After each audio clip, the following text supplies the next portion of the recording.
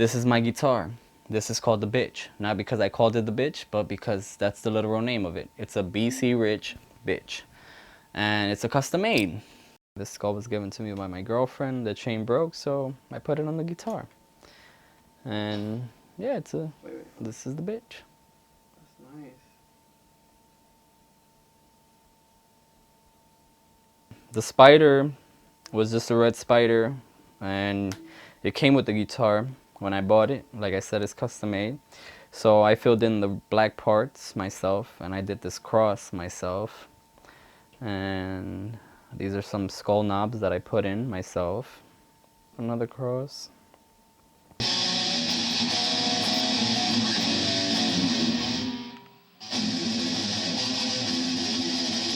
The name of the band is called Methius, which is inspired by Catholic school, as a matter of fact. One day there was a prayer session, and this guy started talking about this saint called Methius, the guy who took Judas's place after Judas hung himself for betraying Jesus. So, and he also betrayed Jesus. So, you know, the name caught on. All three of the new songs that we're working on are very death metal influenced, and they were inspired by my guitarist Denny. I do music at night. I'm an insomniac, nocturnal. That's the best time to do your work, when everybody's sleeping and nobody knows about it. He wrote a song called Built for Supremacy, which talks about the new breed, the new race, and you know, how we gotta, you know, overcome this new stage in life where these kids with their emo hairdos think they're gonna take over shit. Even though they are, I give it to them. They're making money for it, but you know, how long could it last? And then he has another song called, we call it Cat and Mouse, because it sounds like a cat and mouse chase. It's just that fast. And the third song we're working on currently is, it's called Defiance of Time. I wrote that one. And it's based pretty much on how you wish you could go back in time and change things. And unfortunately, that's impossible. So that's what that song is based on. And we have one more, I think it's called Confused Minds. And that's pretty much the last song I wrote. And it's throwing in all the techniques that we've learned in the 9 years that we've been playing together. It's incorporating a lot more of hard techniques that we didn't use before.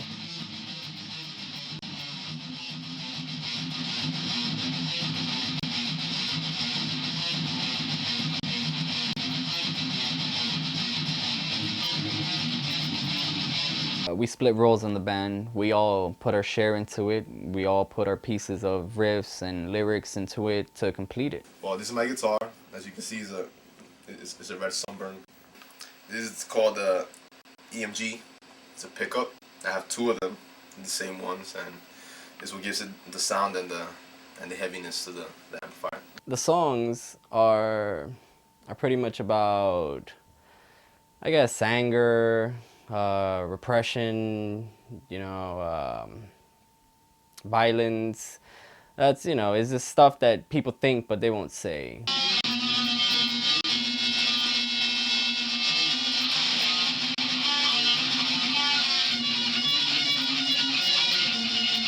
As of now, the status of the band is that we're looking for a drummer and a bass player now. Because unfortunately we had to go separate ways with Methius. My favorite bands, there's two that really influenced me, and one of them is Slayer, which is a thrash metal band from the 80s, and they influenced me a lot because their music was just, it was different. It's the fastest, you know, there's nothing faster than that. They made pretty much, they set a barrier. It says this is how fast we're gonna be and you have to try to top this. And so far they're still reigning as pretty fast. And yeah, and I love that beat, you know, I can't get over that thrash music, so that's why I play that. I decided to play that. And the other band would be Megadeth. That influenced me a lot. Because Megadeth, the guy's very inspirational, you could say. He used to be the first guitarist for Metallica. They kicked him out in the 80s because he did so much drugs. They left him in New York stranded with no money, no guitar, no nothing. And he got back on his feet, and a year later, he was competing with the biggest band in the 80s. So one man could do all that. Hey, shit, we could do it too.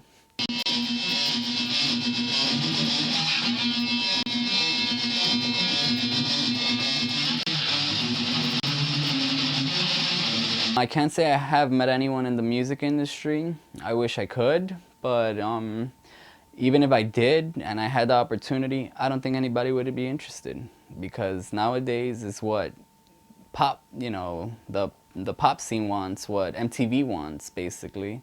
I have a 9 to 5, fortunately, I guess. It's horrible. I work in an office, you know, office environment, cubicle environment, water cooler environment, talking a lot of backstabbing and all that, and it sucks, but I mean, I have to do it. If I want to keep my apartment, if I want to keep playing, if I want to keep paying for the studio, I gotta do it. I have the same obstacles as every other Hispanic growing up in New York City or in Washington Heights, you would say. You know, the poverty, you know, we're poor, we're broke, we gotta wear whatever we can afford. Money-wise is pretty much a serious obstacle, because without money you can't buy a guitar, and without a guitar you can't learn how to play a guitar. You can't have somebody teach you if you're not going to pay them to teach you how to play a guitar. And yeah, I think that's the struggle of the world, money. People perceive me as a satanic off the bat, I would say, because especially in the Latino community where we live in Washington Heights, everybody's very Christian and very Catholic, and they want to go to church every Sunday. When they see me walking down the block, I mean, I can imagine they must have some type of fear. They're like, wow, this guy, you know, he's wearing an upside down cross down the street, you know, long crazy hair, he looks like he doesn't shave, he looks like he has no mother.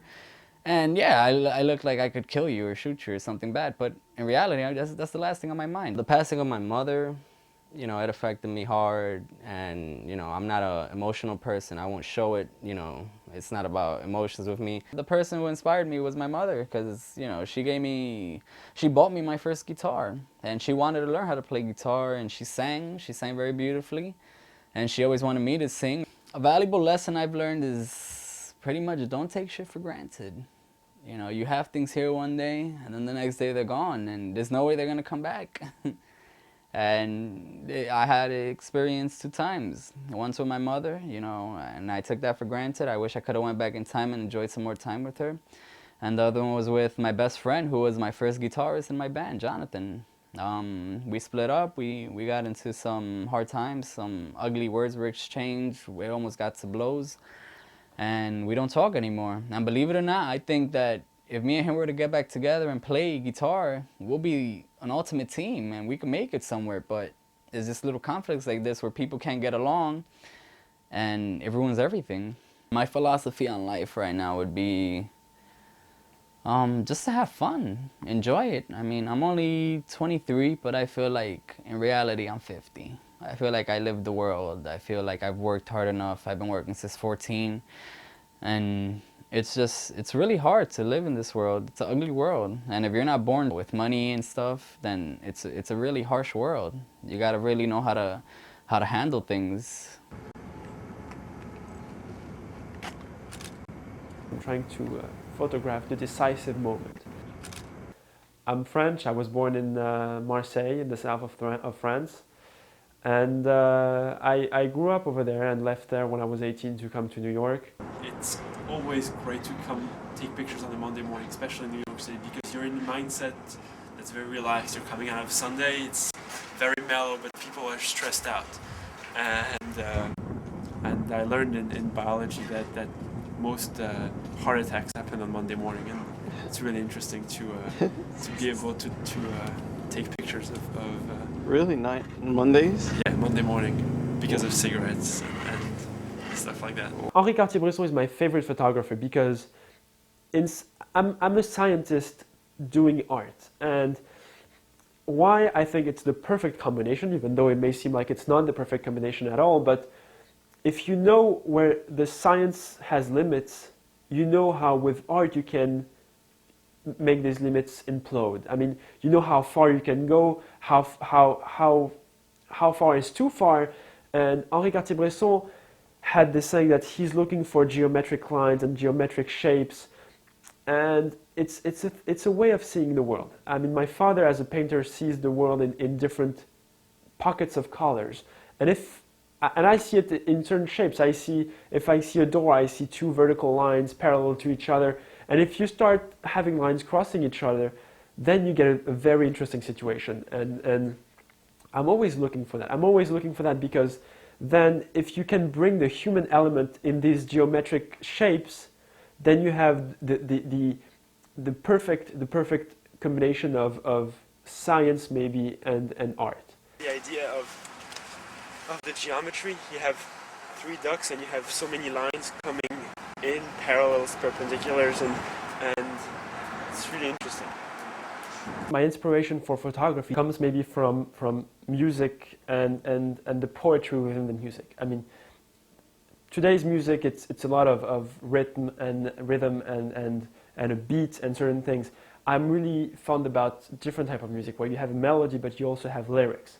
And there's some things you can put into words, and putting it into a picture, it gets challenging. I'm looking for contrast all the time, whether it's difference in colors or difference it's a difference in a very funny situation. There's a certain person in a certain environment. That's the things I'm looking for. I'm a big fan of Henri Cartier-Bresson, and he had this very catchy phrase saying, "I'm trying to photograph the decisive moment," and it's almost like I see it as hunting. I'm sitting in a place and I'm waiting for something to catch my eye, and once it happens, you have to be there on the shutter to catch that moment.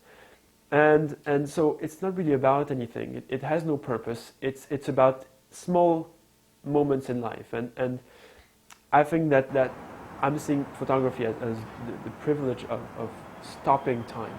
I'm stopping time at this current moment, and there is no future from that point on. We keep that emotion, and that's there forever. And I think it's even more philosophical than what it seems. It's scared of things to come and nostalgic about what has just been, and I think that's everything that you can see in my pictures from the day I started. I try to meet with a lot of people in the photography industry. So in New York, it's a very weird mentality, because it seems like you need to be a professional photographer with years of experience before you can show anything in New York. It seems it's not really maybe a place to start, New York. I know Sinatra said that if you make it in New York, you'll make it anywhere, but I've seen that you need to come with a certain background, with a certain luggage, as we say in French. You need to come with loads and loads of experience before you can show in something in New York. It's good on one level, but the downside is that if you're living in New York, you have to move to start. And I think it's even more difficult when you're 23. And especially in the type of pictures I'm taking, they don't think maybe I'm ready to take these pictures, and I get dismissed a lot. I'm not looking for money, so it doesn't bother me. I can still keep on taking pictures, and that's the beauty of it. In France, on the other side, it's a much more different mentality. They're much more opened up to the new talents. They want to get that new artist and see what he has to show. So I got much better response in France from my pictures rather than in New York. Perseverance. I think today it's a concept that is being dismissed too easily. We don't value the older times when people had to fight and they would wait, and once they would get a chance, and once they had to take that chance when it showed up. And I think perseverance is something that will be, I think, the idea of the next couple of years, because we're so used to reality TV and becoming an instant superstar, but it's too fake, and you need some density to your character. You need some density to your art.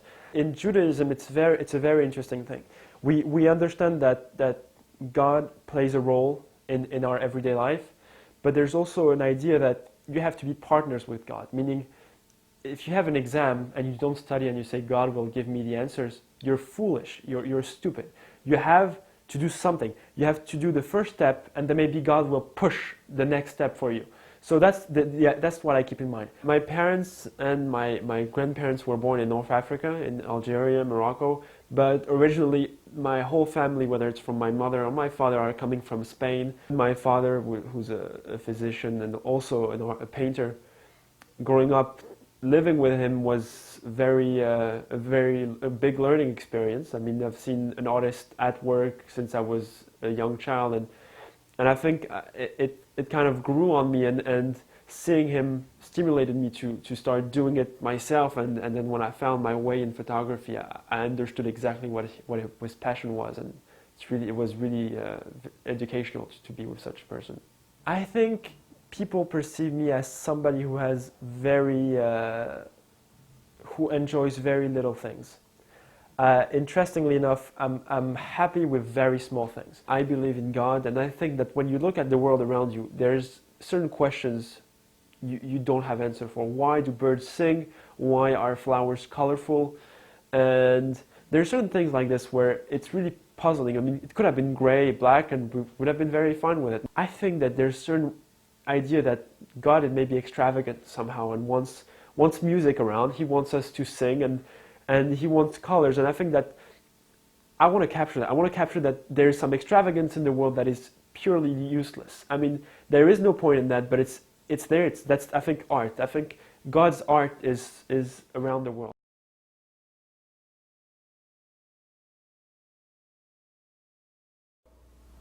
I was born and raised in Brooklyn Park Slope. I felt very calm and relaxed. Yeah? Yeah, that's my old stomping ground as a kid, so. So you can mention something about Park Slope. Oh, very laid back and creative and a good nurturing environment for an artist. I'm a fashion designer. Currently, I'm working on a contemporary fashion collection, which is basically everyday. I like to target everyday women. I mean, eventually in the near future, I would like to do more high-end fashion. The reason why I decided to focus on floral print and animal print for this season is because I know that every season, regardless if it's spring or winter, those particular patterns are always in style. So I noticed that spring 2008, there's a lot of floral with a hint of animal print. Fashion, you know, it affects everyone. It doesn't matter how old they are, how young they are. It's just something that I want everyone to just involve themselves in regards to my ideas and my concept for my collection. I don't mind if someone young wear my garments. I don't mind if someone old wear my garments. As long as they interpret my style into their own personal style, I'm pleased with that. One of my favorite designers was Patrick Kelly. He was actually the first designer that I ever read about as a young kid going to a vocational high school in New York City. And one thing that I loved about Patrick Kelly is that, you know, he was actually, to me, like the first man of color that I knew that had the same design technique and the same design style as many of the top European designers and American designers. And what I liked about him too is that I saw the southern background be reincorporated into his designs. And that was like an added bonus for me since my family were from the South. Versace just was a master in his craftsmanship. You know, to design for the theater and then to also design for ready to wear is like unbelievable. And I, as a design student, really wanted to like master his craftsmanship, the embellishments and beading and the colors and the fit that he had. I mean, to me, he will always be, right along with Patrick Kelly, the top two favorite designers that I have always admired and hope to become. When you do a collection, you know, you want your audience to see that you love what you're doing. And that's what I aspire to. I love what I am doing. I don't do it because I want to become rich, which it doesn't hurt. It doesn't hurt to become rich. But I mainly love fashion designers because it allows me to express myself in a different way. You know, it's a non-verbal way of expressing how much you love life and how much you love your talent. This was inspired by a gift wrapping technique where people usually get gift wrapping paper, and the gift wrapping paper is used they might use a floral color, a very busy print, and they wrap the whole box in that busy print. But when it's time to put the ribbon around the box, it's either a solid color or they sometimes might use a stripe. Also was inspired by the stripe fabric through wallpaper, Victorian pieces and stuff like that, which use contrasting patterns on the wall. The reason why I always love actually becoming the designers because I was the typical kids when they were young, dressing up Barbies and things like that, and stealing my mother's like fabric from when she finished sewing our garments for us for school. I would always try to steal her like leftover fabrics, so and then make my own design, you know, from Barbie. So when my mother noticed that, she knew that, oh, well, this girl, you know, she has some creative background going on. And at first, I originally wanted to be like a painter, you know, and it was my junior high school teacher, Miss Kagan, who really changed the direction of where I was heading when it was time for me to pick out a vocational high school in New York City. And I chose to pick the High School of Fashion Industries because my professor realized that in junior high school that I put more detail in my paintings when there's people in it versus focusing on the background of the painting when I used to paint. So she told me that she felt that I should really focus on fashion design. When I walk into job interviews in New York City, it's quite shocking to see the person who's about to conduct the interview or the receptionist at the place where the interview is being held say, wow, you're Kiamesha Smalls? I'm like, what were you expecting? You know, what were you expecting to walk through the door? Like, yes, we as people of color do look like this, and we do have 4-year degrees, and we do study hard, and we do work hard.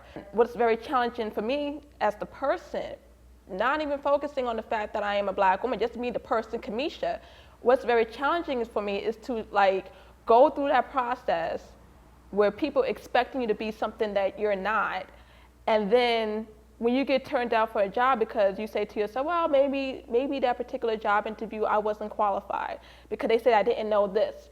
And then next couple months I mastered what they said I didn't know.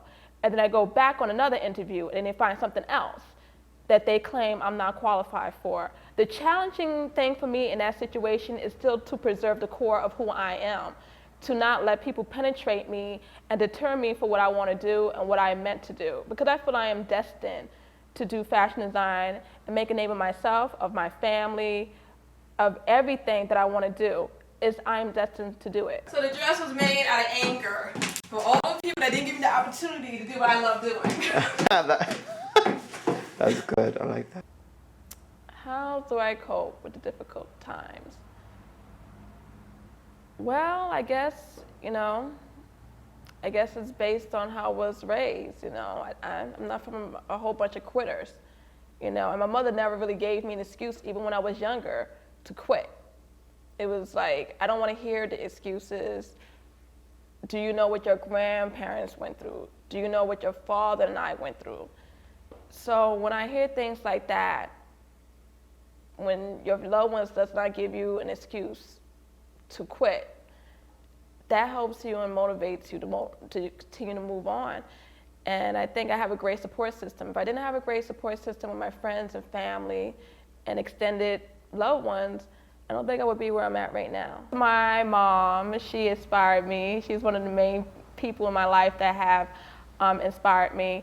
Being that she was born and raised in Charleston, South Carolina, and during a very interesting time in America and in fashion. My mother loves colors. Like, I mean, our living room was baby blue with a hint of white. I mean, baby blue like carpet with white furniture, you know, and then the kitchen would be like mustard yellow, and my room would be lavender, like purple. So yeah, it was a lot of different colors in my home when I was growing up. My father, of course, he gave me the sense of styling, because my father knew how to mix and match coordinates, like tops and bottoms and things like that, and he always looked sharp anytime he went out with the family. One of the valuable things that I learned in life is that, you know, even though you write down your goals and how you're going to reach your goals, it doesn't mean that it's actually going to happen that way. You must believe deep in your heart and your spirit that whatever you're doing, especially if it's positive, that a higher force, a higher being is going to make sure you get there. You can't sit back and say, okay, this failed, let me just pray and I'm not going to do nothing, and you know, whoever the God that you worship is just going to have your dreams fall on your lap. Doesn't work like that. The beautiful thing about faith is that you got to keep on pushing. Even when things are not turning out your way. I learned that in my life. I mean, every time something failed, and I had a lot of ups and downs in my life that are fashion design related and not fashion design related.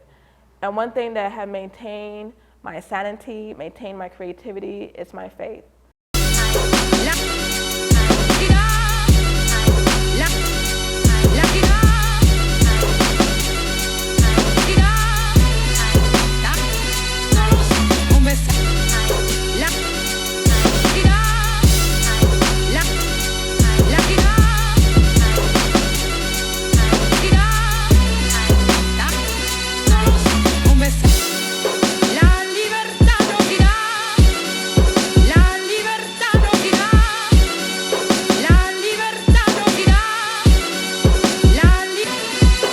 Un beso.